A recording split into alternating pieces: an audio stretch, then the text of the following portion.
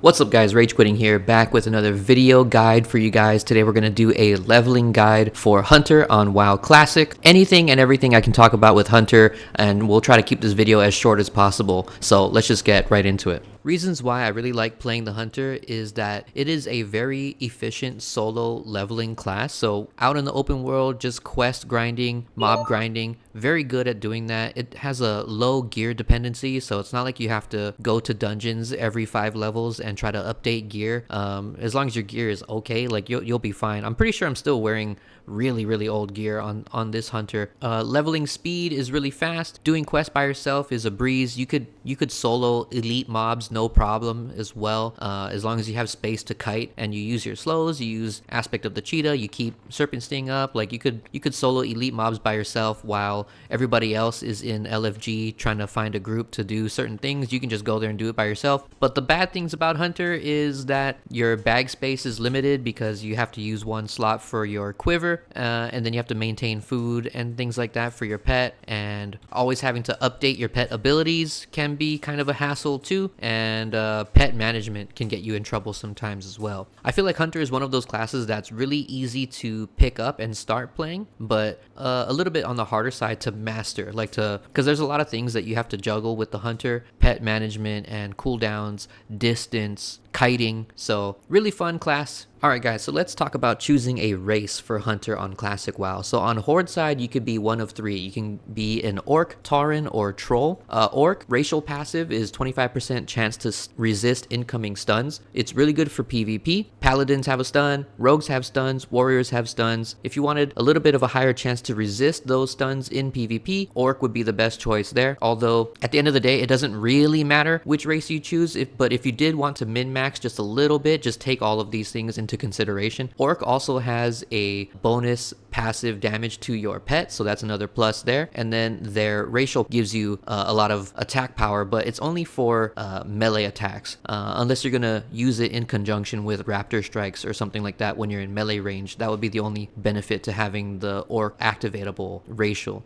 Okay, let's go to the next one here. Tauren. I really like Tauren. I have one on Era. I have a Tauren Hunter, and having War Stomp is kind of clutch sometimes for like interrupts in melee range, or stun people in melee range so that you can escape back into your ranged, because Hunter has a dead range, right? Like you only have a melee range, and then just outside of that there's like a dead zone where you can't melee or ranged attack. So in order to escape back into your range, War Stomp is pretty nice there. If like you don't have scatter up, or I don't know, your you can't wing clip to slow them, or you don't have time to get a slow off and you want like a quick little stun, and then you can run back into range. So Tauren is cool too. But for fresh, I rolled on a Troll. Even though I'm going to be PvPing a lot, I still pick Troll because Berserking is really fun to use and it's really strong in PvE. So I'm going to do both PvP and PvE, so I picked Troll because it's good on either side. If you wanted to min-max completely, then I would go Orc for PvP, Troll for PvE, and then I don't know, Tauren if you wanted to play a Tauren.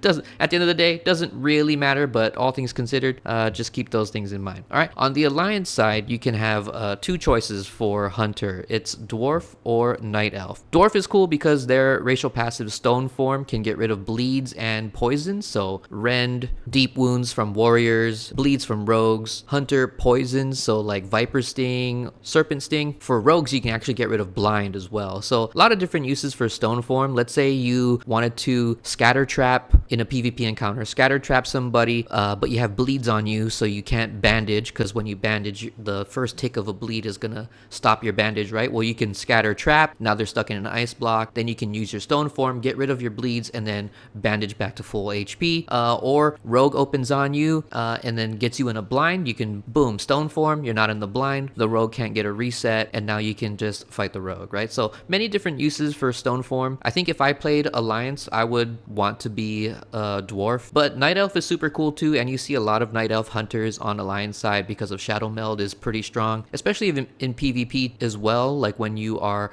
guarding a flag or camping a certain area on the map, you can just sit there in Shadow Meld. You probably have a cat that has stealth too, so both you and your pet are sitting in stealth, and then you can open up on unsuspecting players. So those are the choices that you have there. All right guys, so right at level 1, I would highly suggest downloading Weapon Swing Timer. The melee settings I just turned off. I just disabled it because I don't need to see that, but the the hunter and wand settings here, I kind of adjusted mine. This is just preference, but I like to have a little bit wider, so I made it wider. You can play with this however you like and kind of just test things when you get in game. But basically what it does is it shows you when your arrow is going to be shot towards the target. And on a hunter, most of your damage comes from your auto shots, and you don't want to interrupt the cycle of your auto shots. When you use an ability, you want to use one of your abilities like arcane shot, serpent sting, whatever, in between your auto shots, because if you do it close to the time that your auto shot is going to be sent, then you're going to delay your auto shot or you're going to cancel your auto shot. So I'll show you here on this mob. So if you look under my pet bar, you'll see this red bar. When the red bar fills all the way, that's when I'm shooting. But in between that, I can move, stand still, shoot, move, stand still, shoot, or in between I can use my abilities.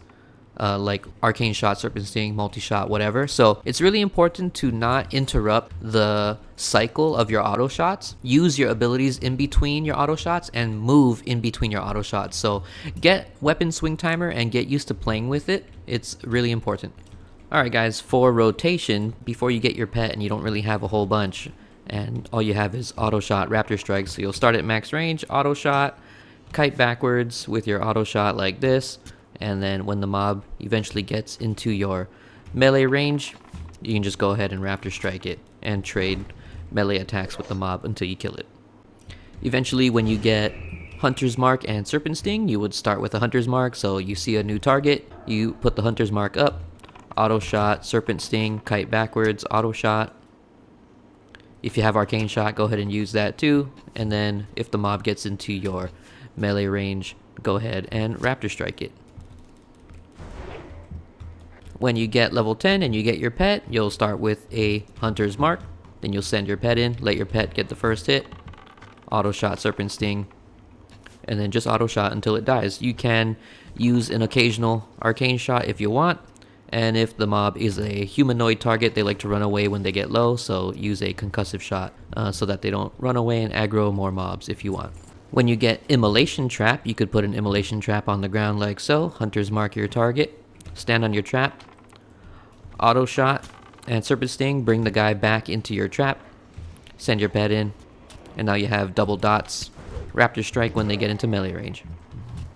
If you ever end up fighting two targets at once, you can have your pet on the far target, the ranged one, and then auto shot from ranged with the serpent sting, and then the melee one, you can just turn to it and raptor strike it every time raptor strike comes off cooldown. Go back to the ranged target, and then turn and raptor strike the near target. Send your pet in on the other one when the ranged target dies, and good to go. If you send your pet in and your pet is about to die, then don't let your pet die. Call your pet back towards you, and then now you just have to kite the mob until you kill it with your ranged ability so that your pet doesn't die. If you want to reduce downtime by needing to drink, just make sure you don't spend too much mana on each mob. If you're going to do single target grinding mob to mob, just do 2, maximum 3 abilities per mob and then move on to the next one. Just finish everything off with auto shots and let your pet do the work. I rarely ever have to drink. I never really had to buy drinks. The only reason why I have this melon juice in my bag is because I did a dungeon. I wanted to have water just in case I went in the dungeon. But outside of that, never really had to drink ever. Instead of using your mend pet ability to heal your pet, just make sure that you are leveling first aid and use your bandages on your pet and on yourself to save mana. Alright, let's go ahead and talk about pets. So at level 10, you get your pet quest, and once you complete that, then you can tame a pet. There's so many things to go into with pets, but the best resource you can look at yourself is pettopia.com classic version. So I'll leave a link in the description down below. Based on which race you pick, you know, there'll be more of one type of pet or another, so you'll probably get a pet based on where you are in the game. But for me, I really like using the boar. The boar has a charge. What the charge does is when you send your pet in, it just immediately charges the target and it increases the pet's damage for their first attack. So it's a really good threat generator right off the get-go, so you don't have to kind of like wait as long before you as the hunter start opening on your target, because the boar just generates threat immediately. So I really like the boar. The other reason why I like the boar is because it can eat almost anything. Like if I go, let me go into the game here, go to pet, go to diet, meat, fish, cheese, bread, fungus, fruit. It can eat anything. So when you're leveling, you'll pick up all kinds of random different foods and stuff, you know, bananas and bread bread and meat and whatever. So you'll never run out of food for your pet. Whereas if you were to choose like a cat or a bird or something, they have a much more strict diet and what you can feed them. So that could be annoying if you're trying to hold, a certain type of food for your pet. But with the boar, they'll eat anything. So I just feed them whatever's in my bag, right? The other thing too, though, is maintaining your pet's abilities. This is probably the harder thing for hunters to figure out in classic WoW, because there's nothing in the game that actually like teaches you how to do this. So going back to Petopia Classic here, pet guides, pet abilities here. So for the boar, a lot of pets, all pets can use bite, right? So bite is a really common ability. Let's just go ahead and click on bite here. So when you are training your pet and trying to keep your pet updated with you as you level, right? Growl is the pet's taunt ability, and you don't have to go find it anywhere special in the world. You just learn it from a trainer. So when your pet hits a certain level, you go to the trainer, you train Growl, and you can just teach it to your pet, right? So if you open your spellbook here and you get this beast training here, when you open beast training here and you go to the trainer in your faction city or whatever, then you can train a lot of these skills. But Growl is one of those things that you just get from the trainer, along with stamina and your resistances and armor. But special abilities like bite, claw, charge, whatever, you have to get it from another animal out in the world. So in order to do that, come here to Petopia Classic, the website, and you can click on the ability at the top here, pet guides, pet abilities. So I got the boar as my first pet, but when I want to teach it bite rank 1, you have to find a stable master, put your pet in the stable, and then you're traveling the world without a pet, right? And you're looking for a specific mob based on, on the website. So for bite rank 1, I was looking for the Dread Maw Crocolisk. It's a level 9 to 11 Crocolisk in Durotar. So on the map, that would be the one over here by the river, right outside of Durotar, right here. Once I find that Crocolisk, then I use the ability called Tame Beast from your Beast Mastery tree. It's down here, Tame Beast. What you can do is you can like slow it first with a concussive shot so that it gets to you a little bit slower and you have more time to channel your Tame Beast. What you should do also is use Aspect of the Monkey so that it increases your dodge chance, so the Crocolisk isn't like beating you up as badly, right? So turn on Aspect of the Monkey, slow the target with your concussive shot, and then channel Tame Beast. And then once the channel is done, you have the pet. And now all you have to do is hang out with that pet, fight some mobs with it a little while, and then eventually you'll see in the yellow text on like your general chat box that you learned a new ability, bite rank 1. Once you learn that ability, you can abandon that pet or keep it if you want, but typically I just run back to the stable master with that pet and kill whatever is in the way. And then once I get back to the stable master, I abandon that pet, pull my original pet out of the stable, and then teach with the spell book here, right? Beast training, teach my original pet the new ability that I just learned from the other one, right? So, and this cycle just continues all the way as far as level 60, whenever you want to update your bite. So use Petopia, whichever pet you decide to grab. If you want to update their abilities, you're gonna have to come back here and look to see where's the next mob that you can find in the open world to stable your pet. Go out into the world, grab a new pet, fight with that pet for a little bit until you learn the ability, and then now you can teach it to your original pet. All right, next up, let's talk about some macros. So I don't have a whole bunch of macros for Hunter because I do a lot of things manually, but the ones that I do have, I feel like are pretty important when you get your pet. It's really important to have pet attack, pet stay, pet passive, and pet follow macros. So let's just do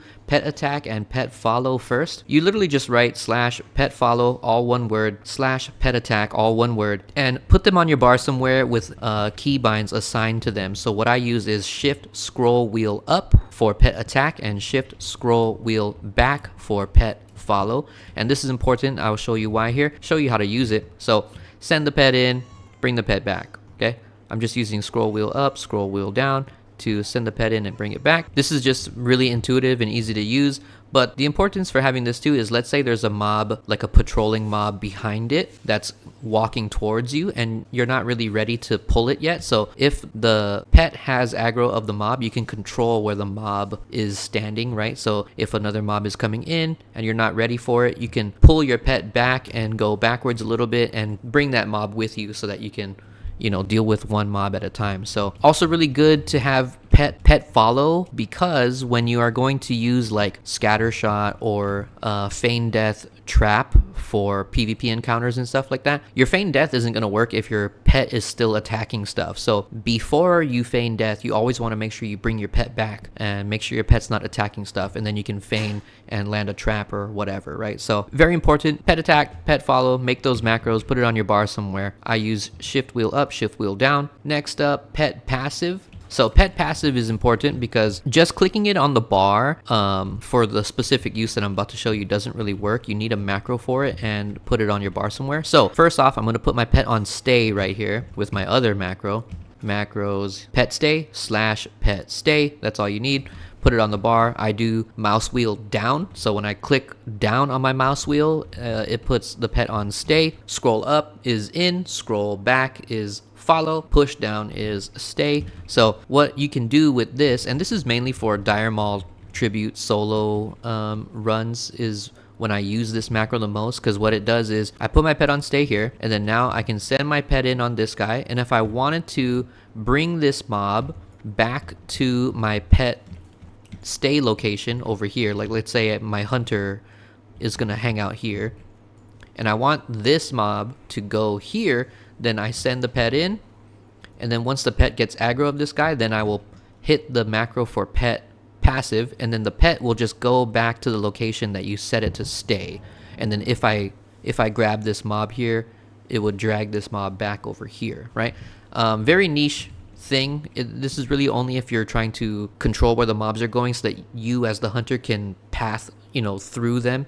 But yeah, so that's another one that I have, pet passive. The other thing too is once you sneak past the mob, once you get a certain distance away from your pet, then your pet will just despawn naturally. So let's say I had aggro of that guy, I run away, my pet despawns, and then now the guy is going to come towards me, but then you can just feign death, leave combat, and then summon your pet and just keep running, right? All right, another macro that I have here is for my melee attacks. So I put it all in one button here. So Raptor Strike, Counter Attack, Mongoose Bite, and a Start Attack macro all in one to save some keybinds, because you can just mash one button and all of these abilities will work when they are procced. And then last one here, Eagle Eye. So Eagle Eye is pretty cool. There's an exclamation point in front of it here so that when I cast Eagle Eye from this location here, now I can cast it to a further location and just keep going as far as you want.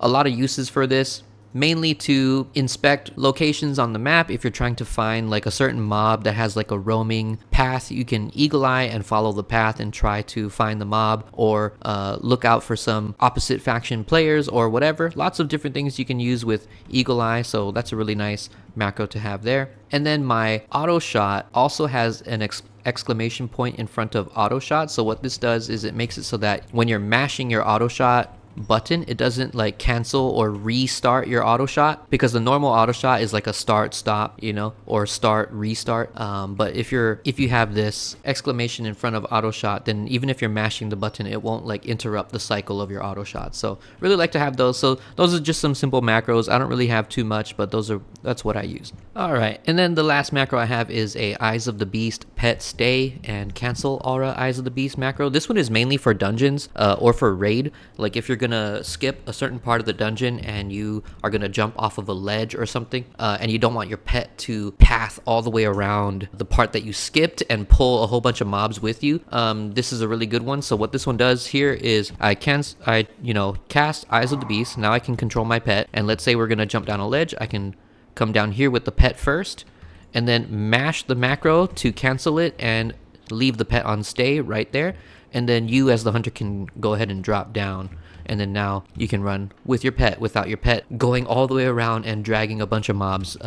This is probably the most useful in Upper Blackrock Spire when you're jumping down into the Rend area. Okay guys, so let's go into some builds. I'm going to show you 3 different builds and what they are used for and pros and cons to each one. Okay, so first off, you guys might recognize this. This is the Beast Mastery solo leveling build, and this one is really commonly used for leveling because it's just super easy to use, because your pet does most of the work for you. So in this tree, your pet has increased HP, increased armor, increased damage. You have a stun on your pet, and frenzy. Your pet gets chance to gain 30% attack speed after dealing a critical strike, so it really buffs your pet a lot. And then you get Bestial Wrath, which is a 2-minute DPS cooldown for your pet. It just causes your pet to do a bunch of damage. And then after you fill this tree out, then you go into marksmanship and get mana efficiency on your attacks, and then you get some crit strike chance and crit strike damage with aimed shot. So pros and cons to this build. Your pet does a lot of the work for you, so you really don't have to use abilities all that much when you're fighting mobs. You maybe just send the pet in, use 2 or 3 abilities per mob, and then you can just keep going from one mob to the next, to the next, to the next, without really having to stop to drink to get your mana back or to bandage or whatever, because you're not taking any damage. Your pet's taking most of the damage, so you just make sure your pet is healthy, and then you can just mob grind all day, all the way to level 60. Cons. The cons of this is that you have 0 utility outside of your pet, right? Your pet does everything, and the hunter itself doesn't have that much utility. And since you're using your pet most of the time, what happens often is you fall behind with your melee weapon skill and your defense rating. So, I mean, there's workarounds around that. You can just purposefully not use your pet to try and catch up with your weapon skill and your defense skill. So you can always catch those things up, but naturally, it doesn't progress with you when you're using Beast Mastery. So that's just something to think about. And then the other thing too is that it's a very weak PvP spec, because like I said, you don't have any utility from the survival tree. So, I mean, as a warrior main, my favorite target in open world PvP is hunters, because most of them are playing Beast Mastery. And once you charge on a warrior, or if you're a rogue and you open on a hunter, once you get the opener and you're in melee range of them and they're playing Beast Mastery, they can't really do anything to you. I mean, the only thing they can do is try to stun you with the pet and then like trap you and then get some distance or whatever. But outside of that, they really don't have much that they can do. So hunter for me is like a prime target on my warrior. They're just the easiest to kill. So those are the pros and cons. Let's go to the next one here. So this next one is a dungeon or raid PvE damage build. So this is like the quintessential raid spec for hunter here. So you would get 5 points in Aspect of the Hawk. You get some pet health and improved revive, so you can unlock a couple of the pet DPS talents here. But then you don't go so heavy into Beast Mastery. You switch to marksmanship so that you can have True Shot aura for your party. It buffs, you know, the rest of your party's attack power with scatter shot and all these other things. So this is the standard raid DPS spec for hunter. You go Beast Mastery down into ferocity, and then you go marks so that you can get True Shot aura. Pros and cons. Pros, you'll do a lot of damage in raid and in dungeon.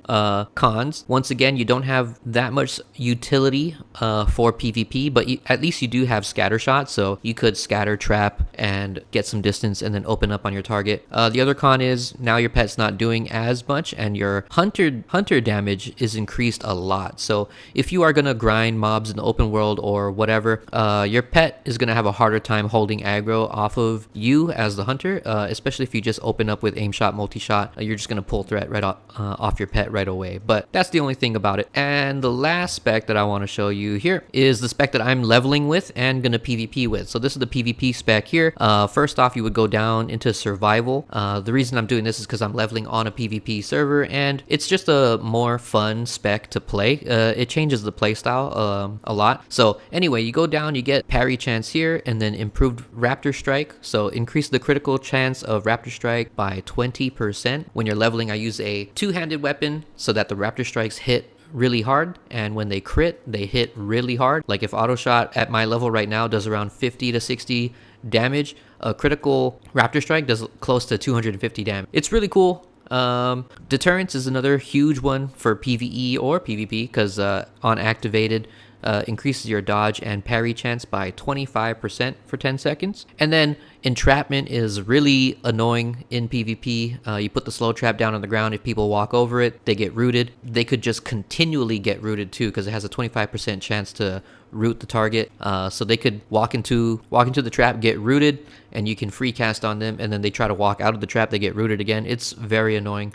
So this is the tree that I use for leveling and for PvP. There's different variations of this build, but I'm just going to leave it here for now. These are the 3 builds. This is the one I'm going to use for leveling and for PvP, because you have a lot of utility. You can wing clip, snare the target so that you can get back into range. You could feign, drop a slow trap, entangle multiple enemies. Like if you get jumped on by more than one player, then you can feign, slow trap, and maybe you can root 2 players and fight 2v1. And yeah, scatter is always a must for PvP. And then also up here, improved concussive shot gives your concussive shot 20% chance to stun the target for 3 seconds. Really huge. Anything that you can use to line up an aim shot is kind of the goal for PvP for Hunter. So whether it's like a scatter shot, kite backwards and then wind up an aim shot, improved wing clip, root them, run back, aim shot, concussive shot, if it procs, you stun them, then you can wind up an aim shot, or scatter trap, walk back, line up the aim shot. You guys get the idea. But these are the 3 specs. Beast Mastery for leveling, but 0 utility, but you'll have a really easy time leveling.